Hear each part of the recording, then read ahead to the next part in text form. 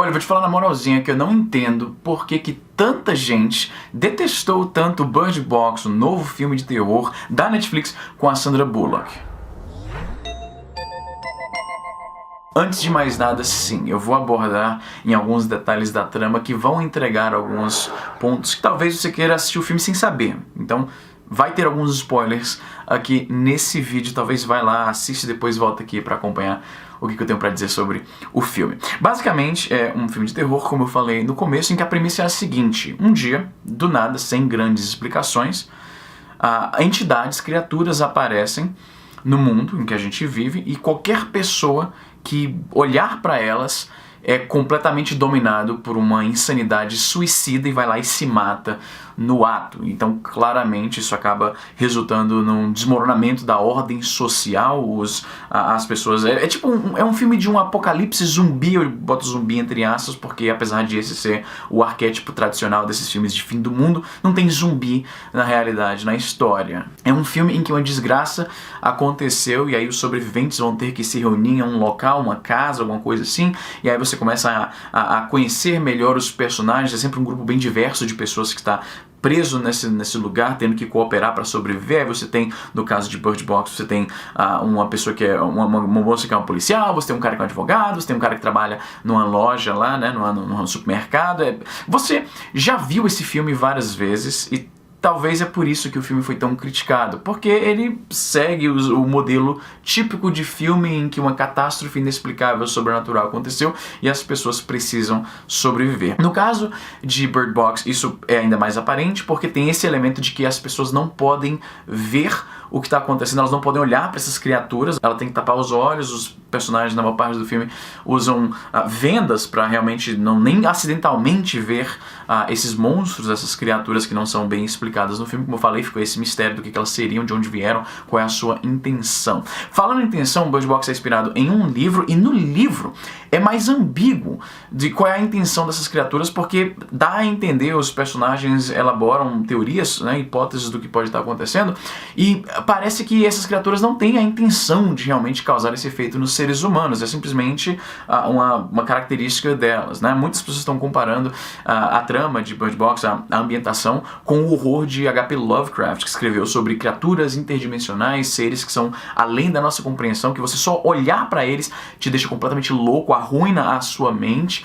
Então, no livro isso fica mais assim, isso é apenas uma característica dessas criaturas. No filme, entretanto, lá no final, você vê que elas estão realmente ativamente tentando fazer com que as pessoas tirem as vendas e olhem para elas. Eles simulam a voz de pessoas, né, que os personagens conhecem que já morreram.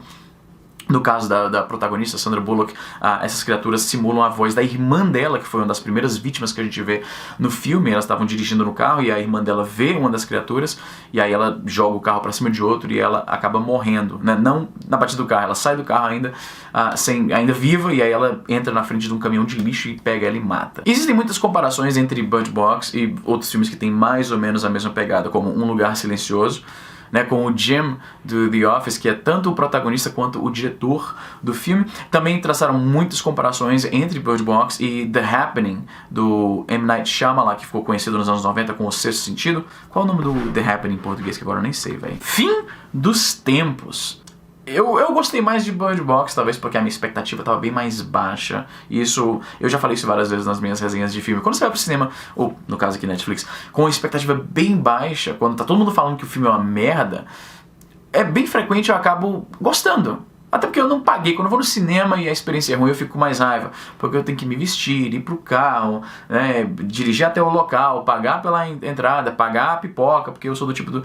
Eu não consigo ir pro cinema e não comer algum lanchinho lá. Acho que é porque quando eu era criança não tinha muita grana, ir pro cinema não era algo tão comum pra mim, que já então comer as comidinhas no cinema, então hoje eu tô compensando isso. O filme tem uma estrutura que eu achei até boa, que ele se passa em flashbacks. Você começa vendo o que está acontecendo agora, né, no momento presente, e aí o filme vai para um flashback antes e mostra os eventos que levaram até aquilo, até que os flashbacks ficam cada vez mais próximos. Aí a narrativa chega no ponto em que a gente conheceu, no ponto que os protagonistas estavam quando a gente os encontrou pela primeira vez no filme. A protagonista, Sandra Bullock, a Mallory, ela começa o filme grávida e ela não tá muito afim de ter filhos. Ela é uma pessoa meio impessoal, meio distante, ela não tem tanta empatia com as pessoas, é o contraste com a irmã dela, que é uma pessoa bem diferente nesse sentido.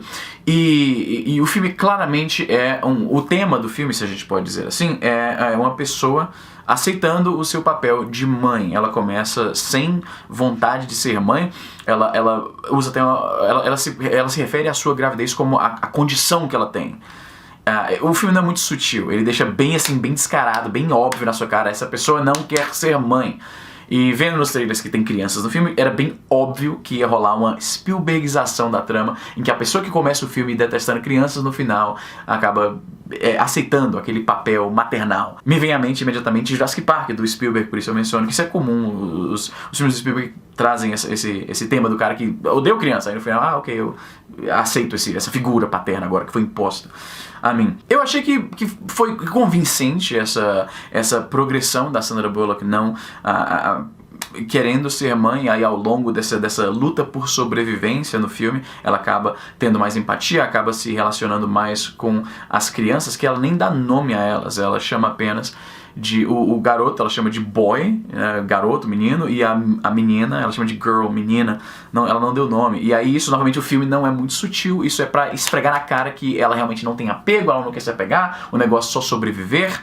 Então ela nem deu nome às crianças, né, pra realmente enfatizar isso aí. E nesse ponto, mais uma vez, Bird Box acaba passando uma impressão de que é uma obra meio derivativa, porque quando eu vejo lá a criança que não tem nome, num filme pós-apocalíptico, em que o cara tá tentando sobreviver com seu filho, eu lembro imediatamente do The Road, a Estrada, o livro do Cormac McCarthy, que é mais ou menos isso também. Aconteceu uma grande calamidade, todo mundo morreu, o mundo é um apocalipse, né, é uma história pós-apocalíptica, depois que o mundo acabou, e aí tá lá o cara e a criança tentando sobreviver, e eles não têm nome na história. Esse negócio do personagem não ter nome nessa situação pós-apocalíptica, especialmente considerando que tem essa conexão de não poder ver os personagens em Bird Box, eles colocam venda nos olhos para que eles não vejam acidentalmente os monstros que estão fazendo as pessoas suicidarem, me fez lembrar também de Ensaio sobre a Cegueira, do José Saramago, em que os personagens também estão vivendo uma situação pós-apocalíptica, de ruína da sociedade, também não podem ver porque eles estão ficando cegos, e também não tem nome. Então, como eu falei, eu entendo a crítica que achou que o Bird Box é muito formulaico, é muito derivativo, porque em vários momentos você pensa assim, eu já vi esse filme, eu já vi essa história em algum lugar. Apesar disso, eu achei que foi até competente. Não do ponto de vista técnico, eu acho que ele é um filme meio feio, ele lembra... ele é um filme de um orçamento mais baixo, claramente, e a forma como ele é filmado, as tomadas são meio sem graça. Ele é um filme meio... Ele lembra um filme... Ele me parece um filme feito pra TV. Ele não tem uma tomada muito interessante, ele não tem... É uma cinematografia bem, tipo, que só serve à função da história. Os caras não tentaram... Não sei quem é o diretor de fotografia desse filme, mas... acho que a melhor palavra pra descrever é que ele é medíocre. Ele não é feio, mas é tipo... Filme de TV, eu acho que é a melhor definição, ele parece um filme de TV. Lá no meio do filme, as regras mudam um pouco, e eu achei que a forma como foi introduzido isso na história, no roteiro, foi até bem bolada. Mas novamente, porque eu já vi esse filme, essa história, várias vezes, eu já estava esperando isso. Em todos esses filmes em que aconteceu alguma catástrofe, e aí os sobreviventes estão tentando navegar nesse mundo pós-apocalíptico, é sempre a mesma dinâmica. Os sobreviventes se reúnem em um lugar, e aí tem aquele momento que eles estão tentando achar mantimentos, comida, né? Tem que salvar alguém porque alguém tá doente ali e tal, alguém tem que se sacrificar. Tudo bate mais ou menos os mesmos temas, a mesma progressão da história. E chega um momento em que existe algum conflito entre esses sobreviventes. Isso, eu imagino, né, pelo menos essa é a minha interpretação, o tema dessas histórias, o que eles estão tentando dizer é o seguinte: mesmo numa situação desesperadora em que os seres humanos precisam como é que se diz, cooperar para trabalhar em equipe de forma coesa, de forma harmoniosa, porque senão eles morrem. Nem nessa situação o ser humano consegue, porque a condição humana é essa, que tipo, eu não consigo encaixar bem com o meu vizinho, com a minha própria família, eu vou ter conflitos com a minha família, nos meus relacionamentos interpessoais, todos nós temos pontos de atrito, algumas pessoas mais do que outras, mas esse é o tema desses filmes, pelo menos a minha interpretação. Então, obviamente, quando eu comecei a assistir a Bird Box, eu estava nos Estados Unidos, voltando aqui pro Canadá no final das minhas férias lá com a Natália, e aí eu estava assistindo pensando, ok, quem vai ser? Como é que vai ser o negócio? E inicialmente você pensa que vai ser o personagem do John Malkovich, que ele é um advogado no filme, e ele tá o tempo inteiro criticando todo mundo, dizendo que não devia abrir a porta para nenhum outro sobrevivente, ele é o cara que ele é o filho da puta da história. E você pensa que ele vai criar uma insurreição entre os sobreviventes, ele vai tentar, né, vai ter o conflito. Acabou não sendo isso. Esse conflito entra na história de uma outra forma. Uma das regras que o filme estabelece logo no começo é que você olhou pros monstros, você fica louco, e aí em questão de segundos você se mata. As pessoas não ficam tentando atacar umas às outras, nada do tipo, elas só se matam, né? O que é uma situação, tipo, me colocando no mundinho da história, seria aterrorizante. Assim, a ordem, a coesão mundial, a sociedade ia desmoronar rapidamente, muito rapidamente. Talvez até mais rápido do que o filme mostra, porque no filme você vê que várias pessoas, sem conexão com o grupo principal os olhos do espectador é através desse grupo, e eles vão entendendo as regras do que está acontecendo ao mesmo tempo que você vai entendendo. Mas quando eles chegam em outras áreas, você vê que os outros sobreviventes de outros locais que não estavam conectados com esse grupo foram tendo rapidamente as mesmas conclusões sobre o que estava acontecendo que os personagens que você acompanhou. Como, por exemplo, quando eles encontram um outro local que eles vão procurar por mantimentos e tal, você vê que as pessoas também colocaram coisas nas janelas para que eles não possam ver os monstros. É uma das regras. Os monstros não podem entrar na casa, eles não podem fisicamente tocar as pessoas. Eles só podem aparecer na frente deles, e aí, ao ver os monstros, as pessoas ficam suicidas. Então, lá no meio do filme, essa regra, rola um adendo a essa regra. Pessoas que por algum motivo já sofriam de algum mal psicológico, que eram, para usar a linguagem coloquial, que eram malucas, elas não se matam ao ver os monstros. Elas ficam mais malucas e elas ficam completamente dedicadas a fazer todo mundo ver os monstros. Em vez de ver algo que os personagens eles teorizam que você vê o seu maior medo ou algum grande arrependimento, e aí isso faz as pessoas se matar, essas pessoas malucas, elas veem algo lindo e elas ficam, nossa, olha que lindo isso aqui, e eles ficam completamente desvairados em fazer todo mundo ver. E aí tem um personagem que entra no grupo que ele explica isso novamente, né? Tem um outro ponto na história que dá essa brecha de que, tipo, pessoas malucas não se matam quando veem os monstros, elas tentam fazer que as outras pessoas vejam os monstros também. Aí esse outro cara aparece e ele corrobora essa história, essa nova regra de que pessoas malucas, elas ficam mais malucas e querem fazer todo mundo ver os monstros. E aí esse cara entra no grupo, né, ele explica que ele fugiu de um grupo de sobreviventes porque um louco, pessoas que escaparam de um asilo de loucos, invadiu o grupo, fez todo mundo olhar, né, os monstros tiraram as vendas de todo mundo.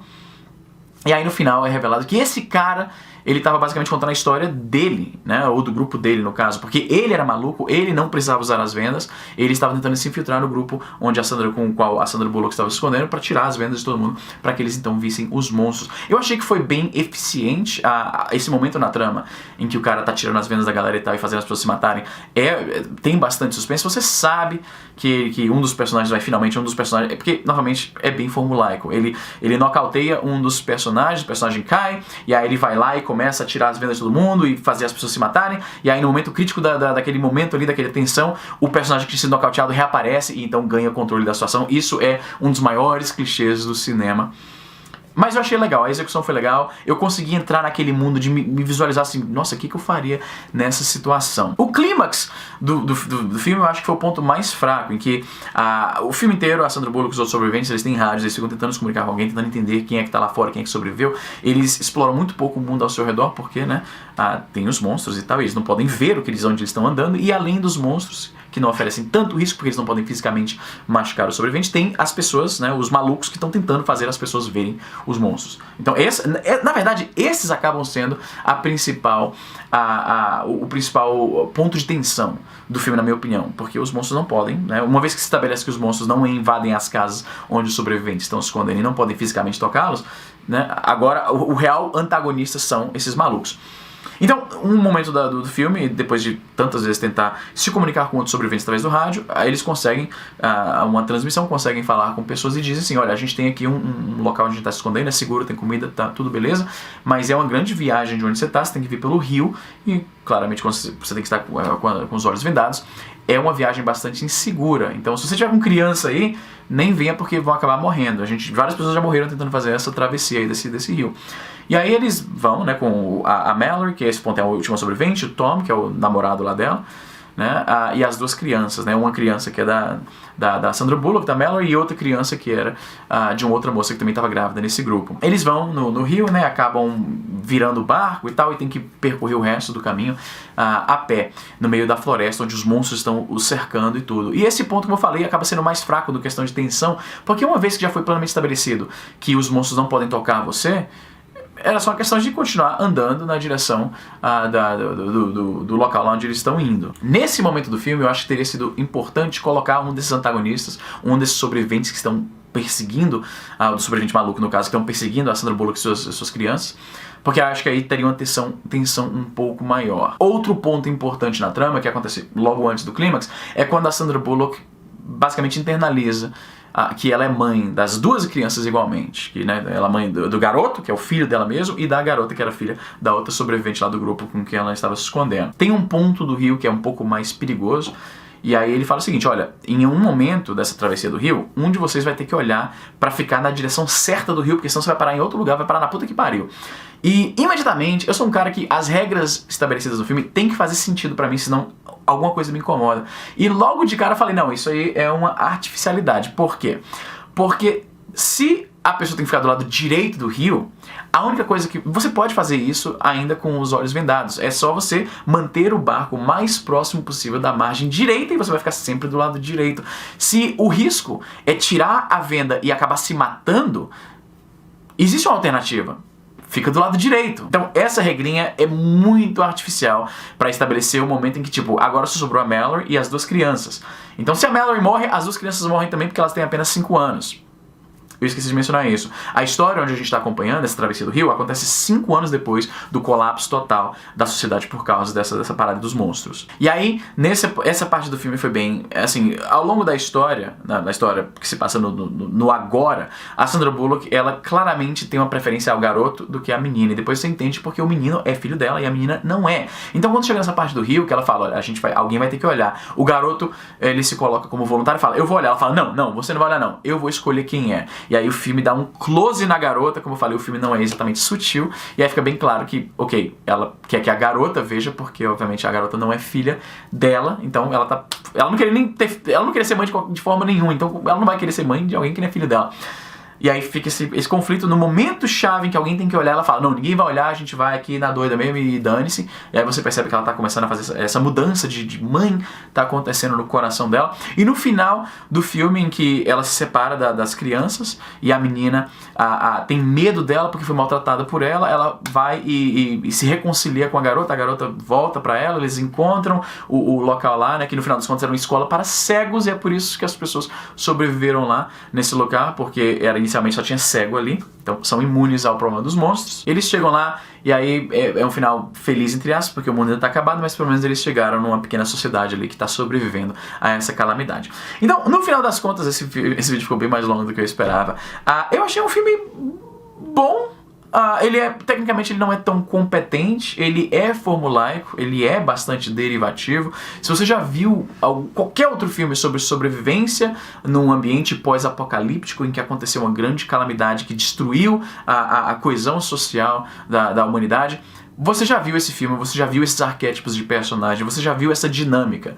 Mas eu ainda achei a premissa bastante interessante, as regras internas do filme eu achei coesas, achei que funcionam, me deixou em tensão em vários momentos, por mais que a conclusão de aqueles momentos de tensão fosse um pouco previsível. Eu acabei gostando de Bird Box, que prova mais uma vez que a melhor coisa é você ter expectativa zero pra vida inteira, tanto em relação ao jogo que você comprou, ao filme que você está indo assistir, a série que você está acompanhando, as pessoas com quem você se relaciona. Quando você tem zero expectativa, você acaba se surpreendendo de forma positiva. E é isso aí, espero que vocês tenham gostado desse vídeo. Como sempre, coloca os comentários aí embaixo, me diga o que você achou do filme. Eu quero ouvir da galera que odiou, me fala aí quais são as suas opiniões de por que o filme é uma porcaria, mas vamos ser respeitosos uns com os outros, porque a coisa mais deprimente que tem é discussão sobre filmes, sobre essas questões, sobre a ficção, e as pessoas ficam brigando como se o negócio fosse religião, né? Então vamos discutir aí de boa sobre os méritos do filme sem partir pra esculhambação. Valeu, gente, é isso aí, vou ficando por aqui e até a próxima.